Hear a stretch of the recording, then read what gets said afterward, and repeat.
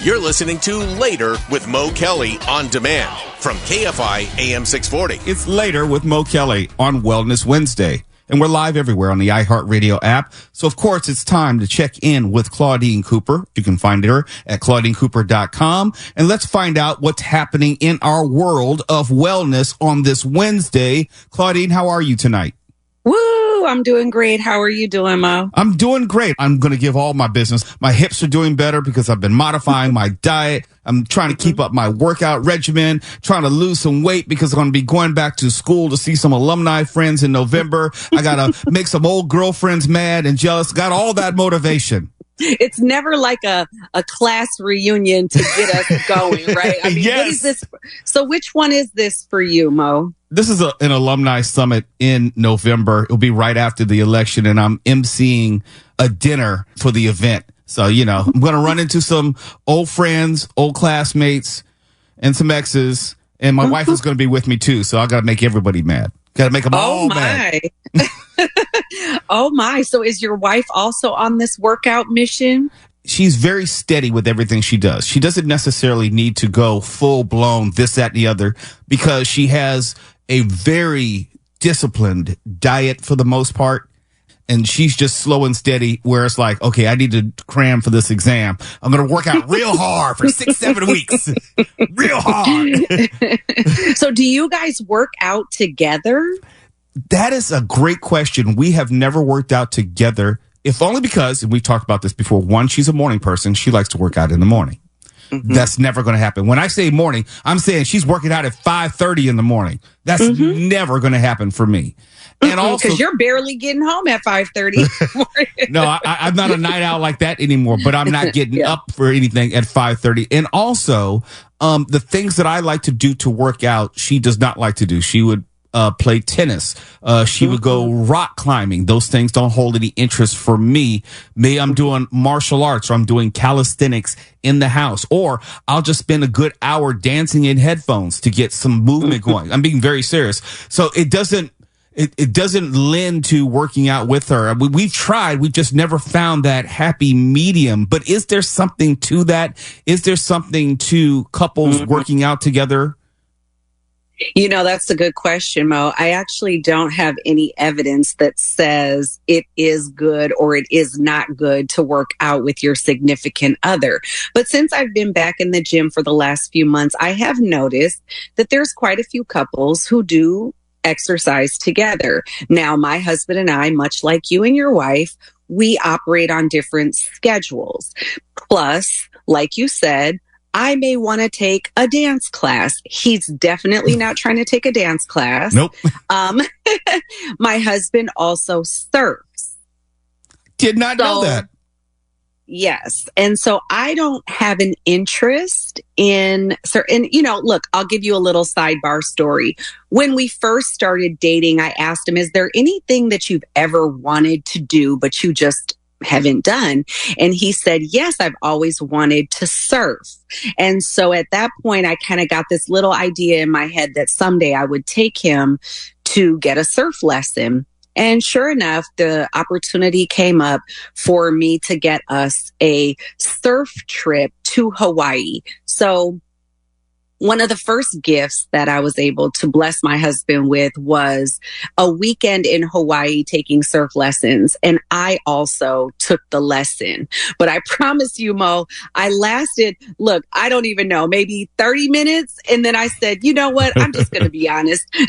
This has never been my dream. So I'm not going to get out here, because really what people don't realize about surfing is that it's very labor intensive and you don't always catch a wave. So like when the trainer was saying, paddle out, paddle out, paddle out.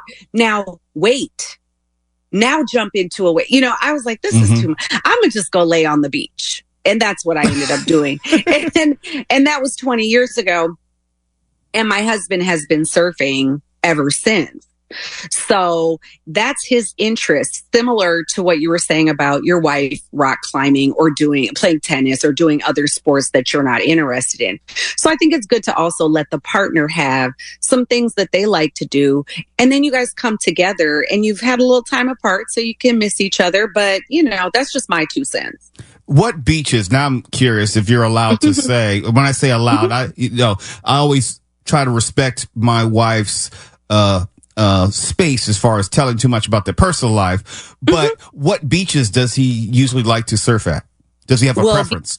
Yes. So because we are in the Southern California area, we stay pretty much in this area, but he really enjoyed surfing in Hawaii and said that the waves there are second to none. Obviously, he takes a big surf trip every year and he goes to Mexico. But while we're here in, the Inglewood, LA area, he does go to El Porto, which is kind of between El Segundo and Manhattan Beach. Learn something new every day. Mm-hmm. So you've tried it. But that's about as far as it's going to go as far as surfing is concerned. Yes, but we both like yoga. We both like lifting weights. When we first got married and we didn't have children, we used to jog together quite a bit. Our first date was at the Manhattan Beach sand dunes. I don't know if you've ever been there, Mo. I don't think so. Basically, for people listening, the Manhattan Beach sand dunes is a popular workout location where people go and they literally climb a mountainous hill of sand. And if you know anything about sand, if you know anything about sand is incredibly resistant. So when you're trying to go up the hill, it's like you're sinking. So it's adding a level of resistance that you don't get from, let's say, a regular hike. Right. Mm-hmm. And so we both had an interest in exercise. And that is one thing that I want to say. I don't know if couples who work out together stay together or couples who train together remain together. But I do know that if two people both live an active lifestyle, the chances of you staying committed to your active lifestyle exponentially increase. And there's something I can glean from what you've told me. There's a diversity in the types of activities, from surfing, from sand climbing to jogging to yoga. There's a lot of things in there where you may find something that you kind of like, but it was nice to try, but you're not necessarily interested in big picture. Then you find something that you really like, you'll spend more time doing it. If anything, it says that the curiosity of trying to keep that active lifestyle is probably more beneficial than not. It helps with your brain development too, Mo, but we can go more into that in the next segment. I'm pretty sure I'm running out of time because I will talk your ear off. Look at you, knowing the clock like a radio pro. It's Wellness Wednesday on Later with Mo Kelly, and I'm here, of course, with Claudine Cooper. You can find out more about her at ClaudineCooper.com. We'll have more in just a moment. You're listening to Later with Mo Kelly on demand from KFI AM 640.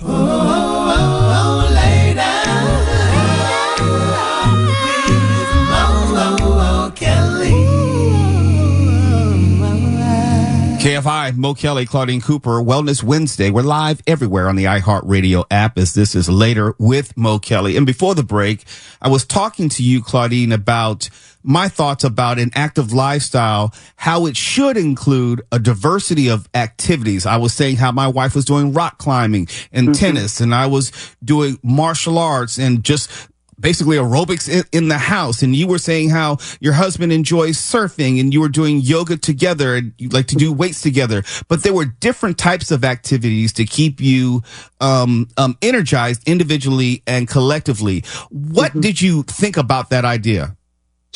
Well, the thing about it is, I feel like people get in their heads too much about which is the best workout. Should I be lifting weights? And obviously, as we get older, the research is in.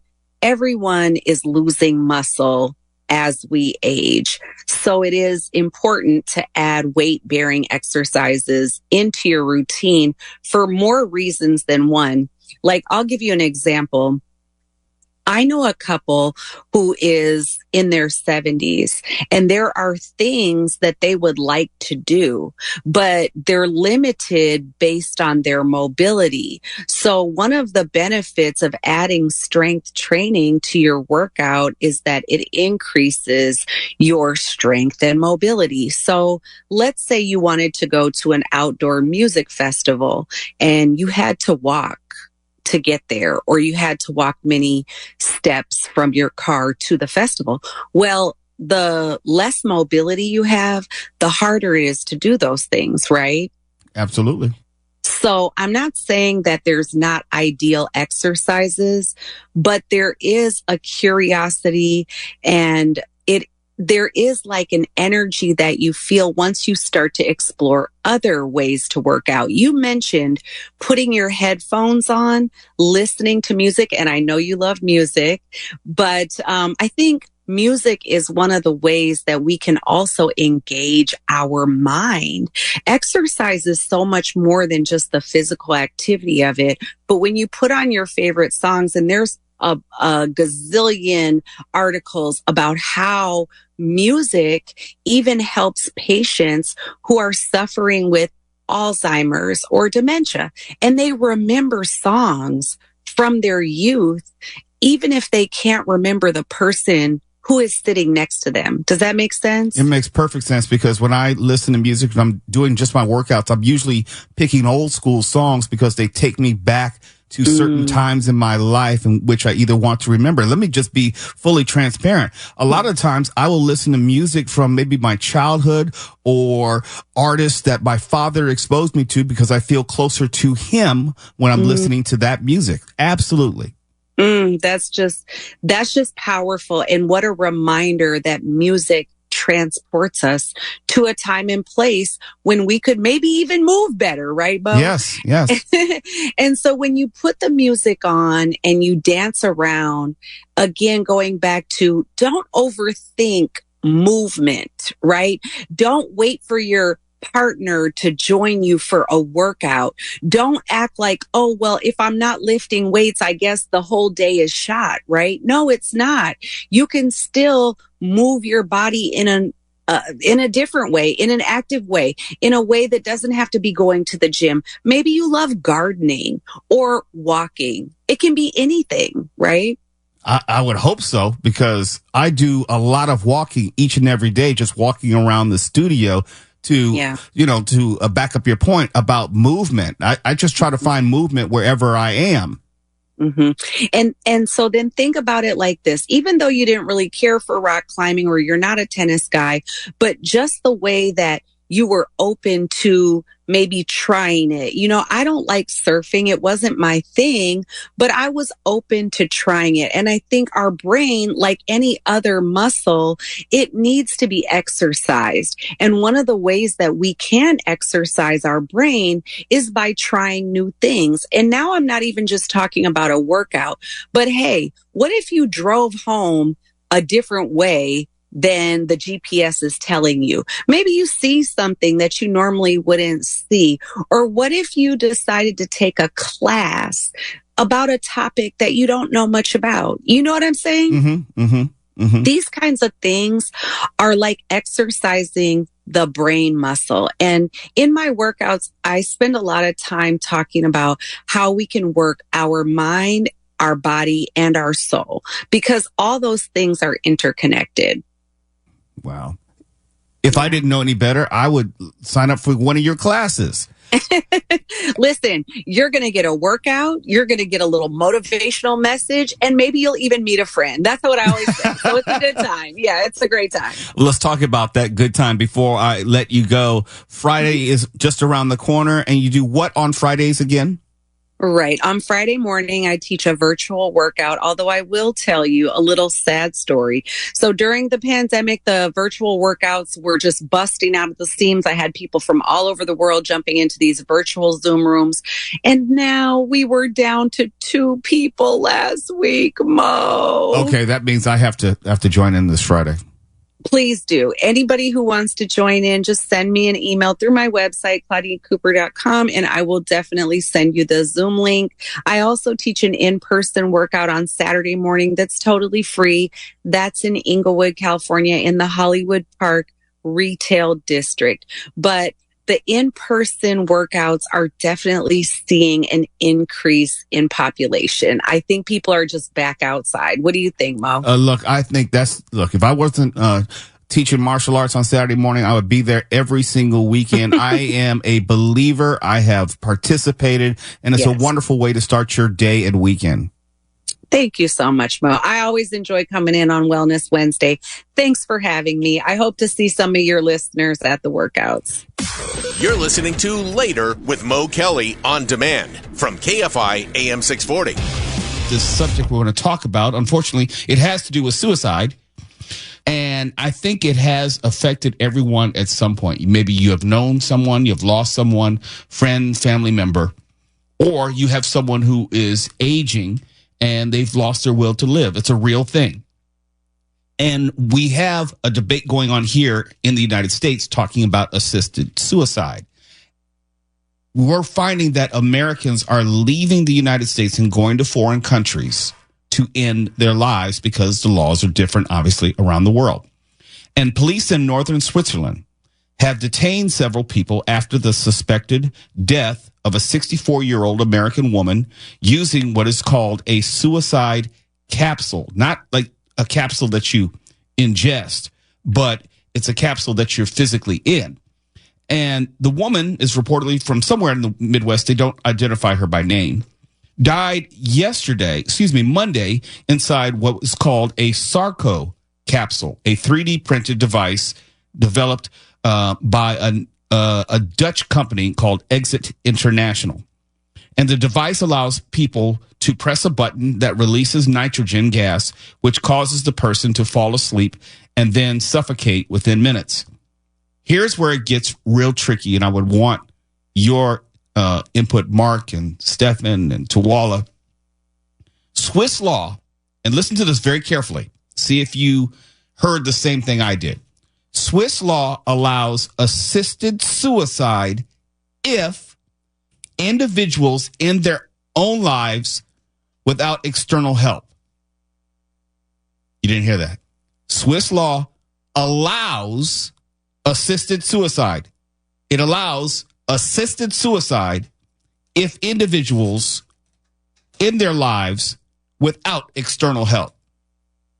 How can it be assisted suicide if they're only allowed to do it without an assist? Well, they set you up with what you need and you initiate it yourself, correct? Yeah, exactly. So that's how they get around the legal wording, jargon, jambalaya that would confuse most by saying assisted, but it has to be self. So in other words, if someone just leaves some sort of agent in the room and just walks out. I mean, I don't know if you have to have an agent in the room. You can have someone in the room with you and they can observe. And again, they give you the ability to activate it. Okay, so they give you a cyanide capsule. Yes. Is that within the boundaries? If that's what you go for, but I heard that's very painful. No, I'm just saying whatever it may be. Yeah, okay. Okay, that's what I don't understand because there's not clarity of the law. That's why police have, I'll say, detained several people connected to this death. And from where I read, the woman who did take her own life, and I put that in air quotes because there's still a question around it, was the person who activated the capsule and the nitrogen. Yes.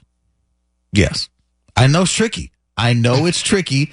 And it's almost the same as, no, I don't even want to compare it to the marijuana dispensaries that get busted. Even though there is legality here in California, there are certain rules and regulations that the police can say, well, you've broken this exact rule, so now we are going to arrest you and everyone involved and shut down your dispensary. A place like this can operate or has been operating under the belief that we are not doing anything. We have opened up our business. We have these homemade capsules. We make it very convenient, and the people are signing off. They're signing waivers. They're committing to this, and we are here to help them assist. We are here just to help them operate the machine. We are not pressing any buttons. We are not taking anyone's life. Okay, then why is it, according to the story, that police have also detained one of the photographers who was trying to document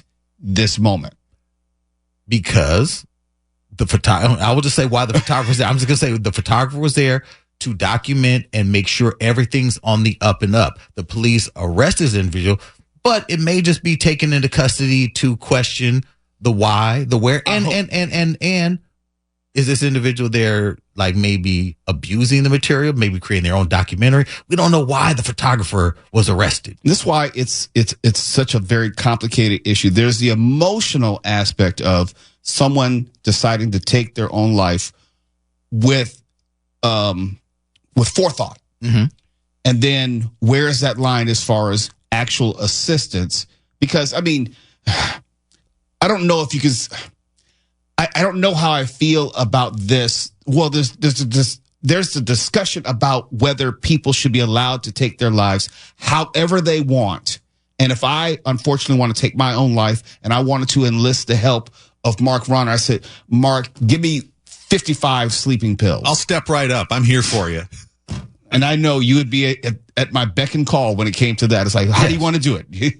But where does the law begin and end as far as taking that out of the hands of the person, the agency out of the person's hands who wants to take his or her own life? Which is why it's so weird that this is a U.S. thing, because anywhere else in the country, throughout Europe, in the world, throughout Europe, throughout, even parts of Asia, in the continent of Africa, that there are different ways that people can choose to end their lives. It is us here who is so caught up in be it, religious belief or politics or whatever it is. But it's like, if someone wants to end their life, they will.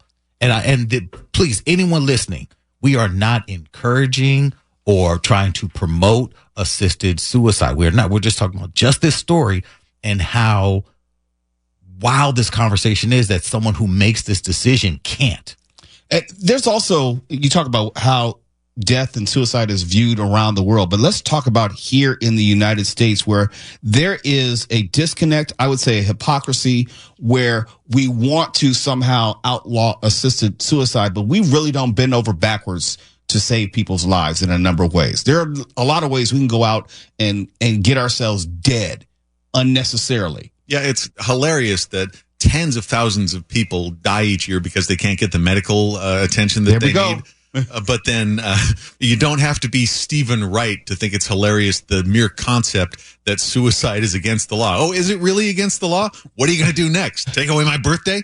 Right. And you think about it, if I were unfortunately to have some dire medical diagnosis and I don't have the funds to be able to fight it, be it cancer or something, what's really the difference? If you're trying to put this partition in between people and adequate health care, don't tell me about, well, the law says I can't have someone help me in my life. It doesn't make sense. I will tell you a story really quickly. While I was on dialysis, there was a patient who used to sit right across from me. And this patient had a trip planned to go to Vegas. And dialysis is 3 times a week. And this patient said, this is on the Wednesday dialysis treatment, said, I cannot come on Friday.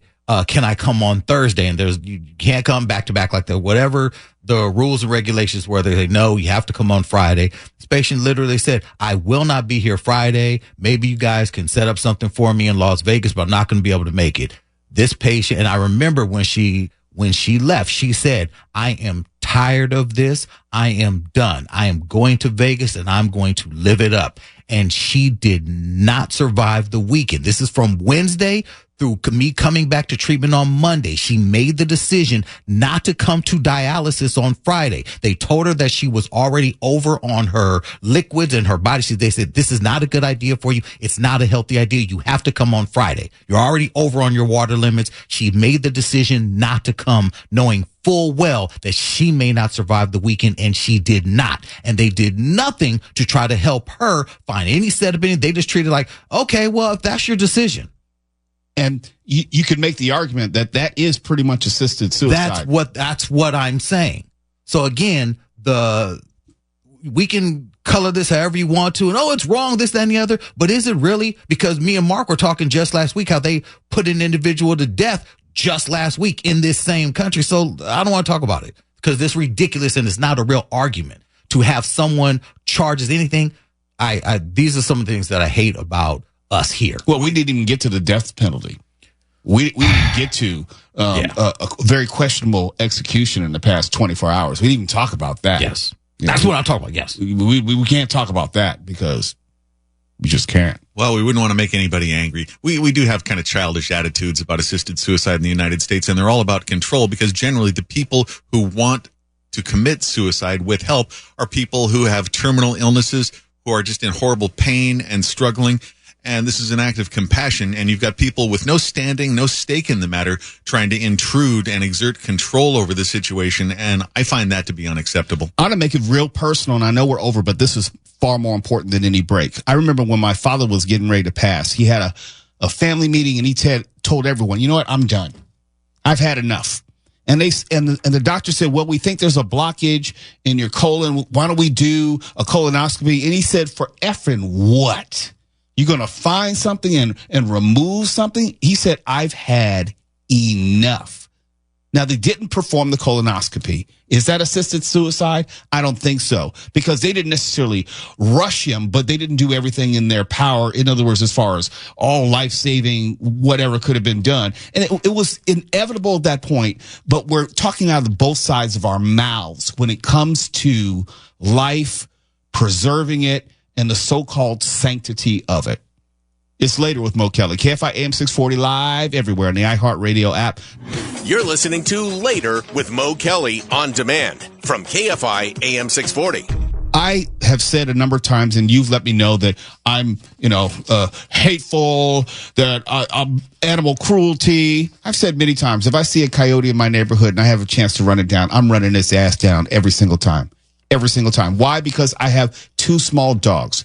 They are a predator. They will kill my dogs. They will kill a small child if they have the opportunity.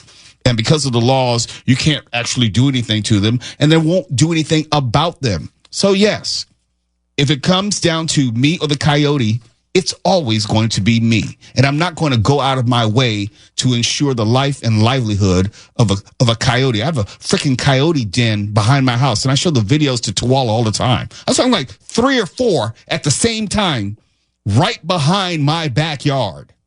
I'll kill them all. That's because you're a monster. I am. Absolute unfeeling monster. That's right. If you're a coyote, you should fear me. You should fear me. You should run and hide. Hey, I was just sent another warning by the coyotes of Altadena because I recently chased them in my vehicle coming home one night, and they left yet another dead animal in our yard. They don't do this in anyone else's yard, but because I chased them in my vehicle, they left a half-eaten possum right near where I park. Wait a minute, is this like a fish head in your bed? Basically, they are sending me a warning. I don't know how they remember my vehicle or know where I live, but they leave these animal carcasses right next to where I park.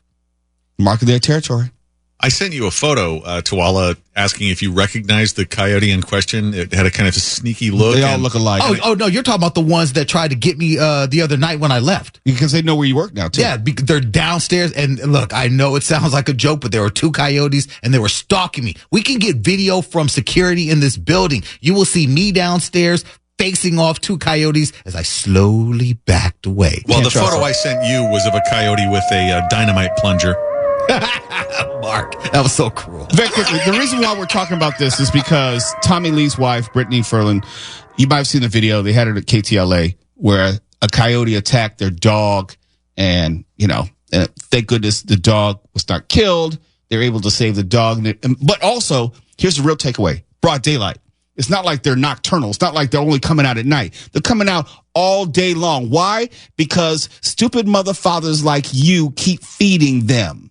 Because you think they're pets, because you think they're cute, because you think they're stray dogs. Like, oh, look at the coyote. It looks like it needs something to eat. Here, little coyote. Or you leave out your trash cans too long. So they look, the ones in my neighborhood, they come out every Thursday morning like, it's time to eat.